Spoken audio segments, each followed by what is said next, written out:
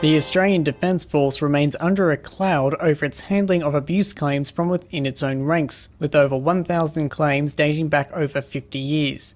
The federal government responded with new strategies to combat harassment, such as the Pathways to Change strategy. Then, on Thursday night, Lieutenant Colonel Paul Morgan, an openly gay senior army psychologist, spoke to the Australian Broadcasting Corporation, revealing that senior officers are continuing to neglect abuse cases and the victims in the ADF.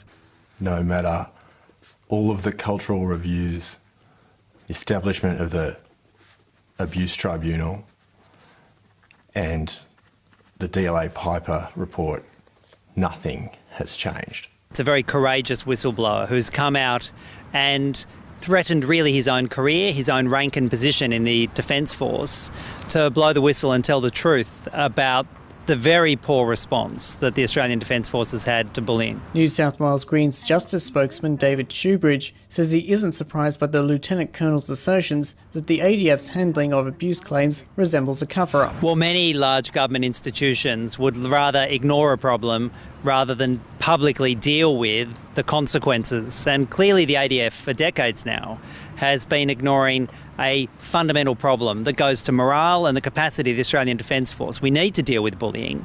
It's unacceptable in any institution, whether they're wearing a uniform or not. The federal government, under Defence Minister Stephen Smith and full endorsement of the ADF, launched a task force last year into abuse within the organisation, led by former Army officer Len Roberts-Smith. But both Mr Shoebridge and Lieutenant Colonel Morgan argue for the need of an independent inquiry. It would appear that that inquiry has been launched with only half the information to hand. At a minimum, the government needs to look at the terms of reference of that inquiry, take on board this latest set of revelations and expand the terms of reference.